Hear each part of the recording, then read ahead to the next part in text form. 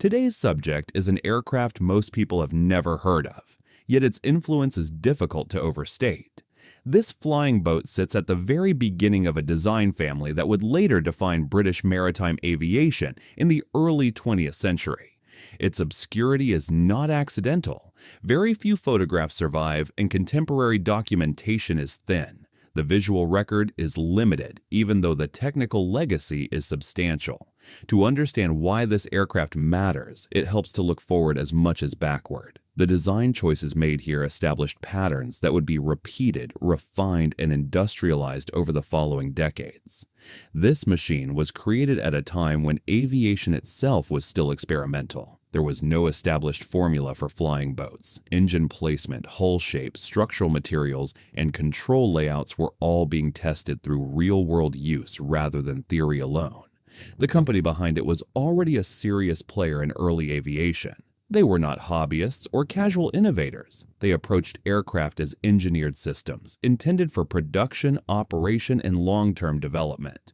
Later, this same manufacturer would become widely recognized for large military aircraft, some land-based bombers, others long-range maritime flying boats that served across vast oceans and harsh weather. Those later successes tend to dominate public memory. They were larger, more powerful, and photographed extensively during wartime service. But their origins trace back to this much quieter beginning. What makes this early flying boat important is not performance by modern standards. It was not fast. It was not heavily armed. It was not even produced in large numbers. Its value lies in what it tested and proved. It explored how a hull could lift cleanly from water. It demonstrated practical solutions for stability, structural strength, and endurance over open water. Some ideas worked better than expected. Others revealed limitations that forced redesigns in later aircraft. Together, these lessons shaped an entire lineage. From this point forward, the company's flying boats would grow steadily in size, range, and capability. But the fundamental philosophy, how to merge marine engineering with aeronautical demands, was established here. This aircraft was not famous, it was foundational, and without it, the more celebrated flying boats that followed would not have taken the form they did. The company's move toward flying boats was not unanimous from the start.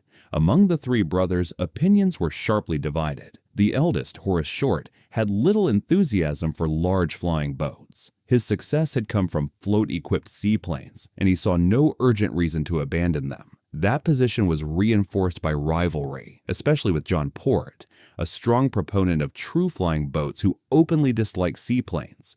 The youngest brother, Oswald Short, wanted something very different. He pushed for larger aircraft, purpose-built hulls, and designs that could grow into heavily equipped machines rather than remain limited conversions. It was an ambitious direction, one that challenged the company's habits. Oswald's ideas were not taken seriously at first. Horace, backed by Eustace Short, viewed him as inexperienced despite his real contributions to patents and design work. Even later in life, he was still treated as the junior partner.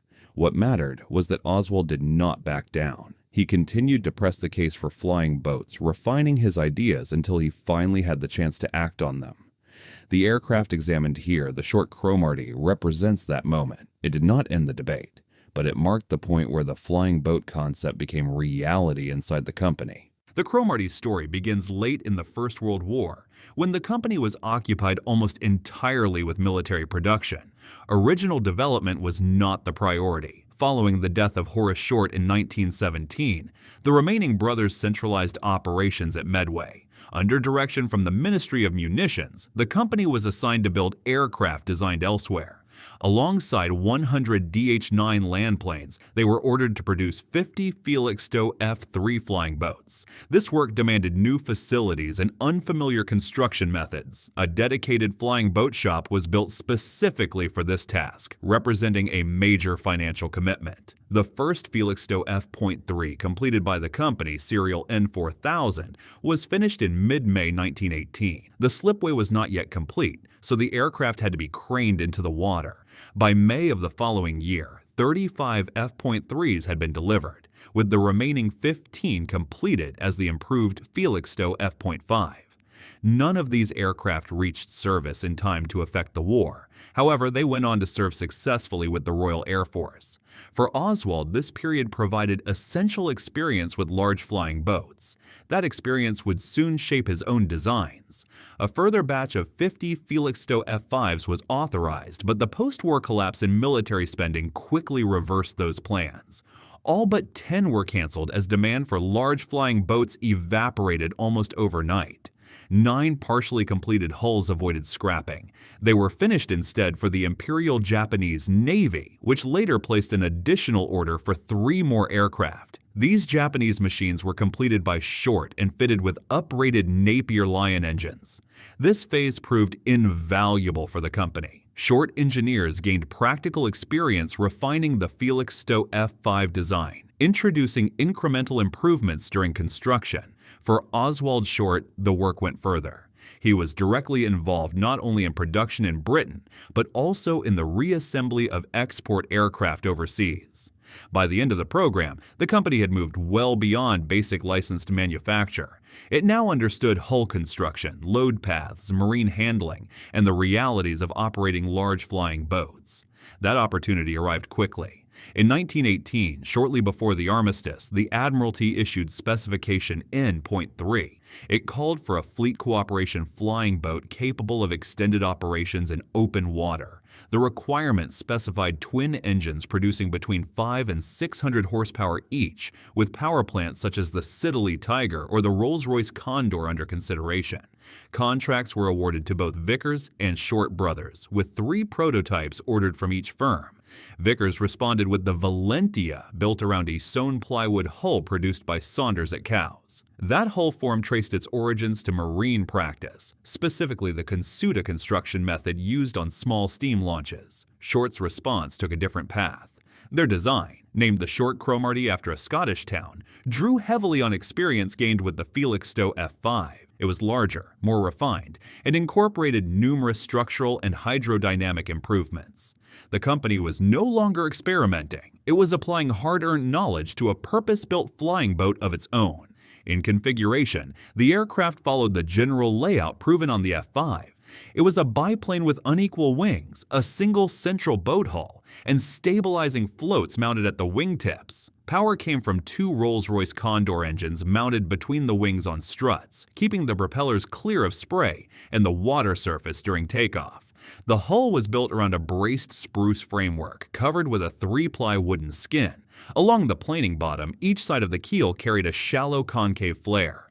This shaping was deliberate. Earlier flying boats had suffered from heavy sideways spray, which damaged propellers and interfered with the floats. The revised hull form was intended to control that problem. Aft of the main hull, the longerons rose gradually toward the tail and were covered with fabric rather than plywood to save weight. The tail assembly itself was a biplane arrangement matched in span, carrying a single large central fin and 3 separate rudders. Crew positions reflected the aircraft's intended role. 2 pilots sat side by side in an open cockpit. Ahead of them was a bow position fitted with a gimbaled 37mm anti-submarine gun, unusually heavy armament for the period. Further aft, a 3rd open cockpit housed a midships gunner. Early proposals had included gunner positions above the upper wing. These were abandoned once the weight and recoil demands of the forward gun became clear. The final arrangement favored firepower over elevation. Construction of the first prototype, serial N120, began in early 1919.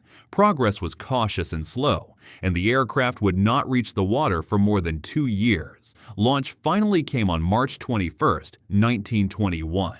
Of the 3 prototypes originally planned, this was the only one completed. The other 2 were abandoned, one of them while still partially built. The initial flight followed a month later. On April 19th, the aircraft lifted off for the first time with John Lancaster Parker at the controls. Just 2 days later, the aircraft was ferried to the Marine Aircraft Experimental Establishment at Grain, as naval requirements specified that all formal performance testing be conducted there rather than by the manufacturer.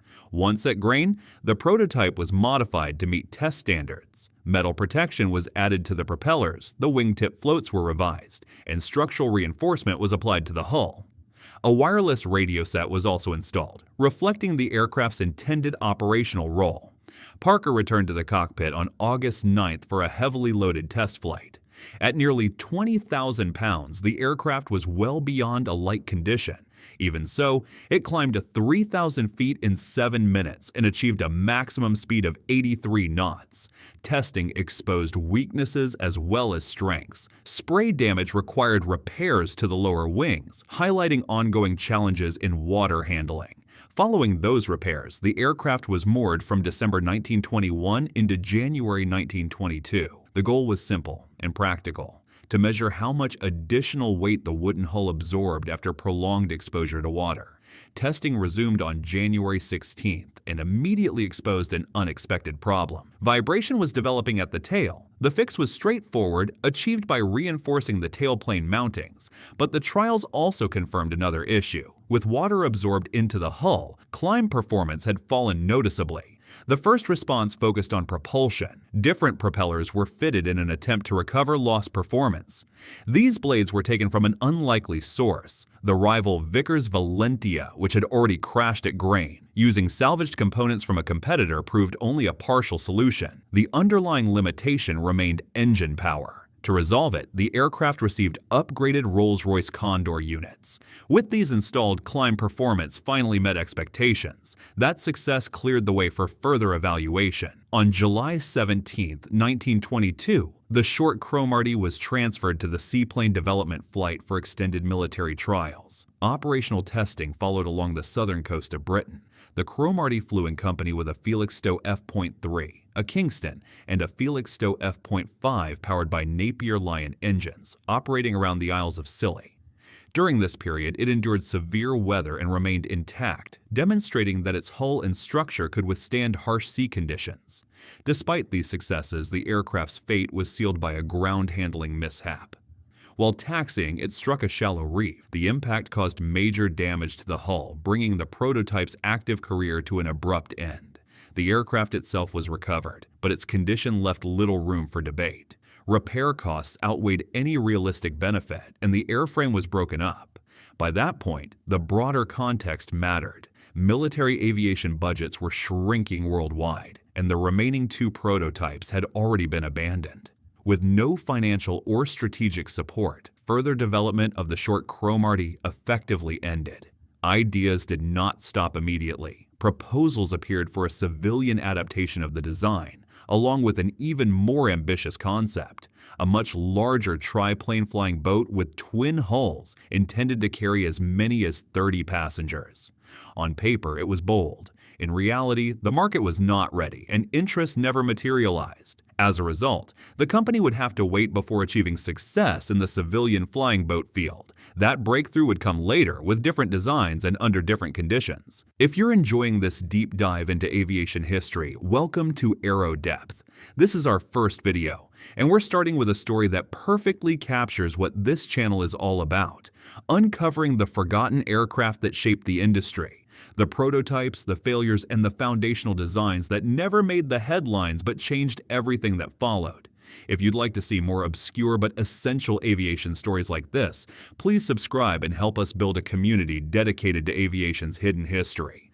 The true importance of the Cromarty lay elsewhere. It provided Short brothers, and especially Oswald Short, with their first complete experience designing a flying boat from the ground up. That knowledge proved far more valuable than the aircraft itself. One lesson stood out in particular. Testing revealed how absorbed water weight altered performance in ways that could not be ignored. This insight pushed Oswald toward a new direction: all metal hulls rather than wooden ones.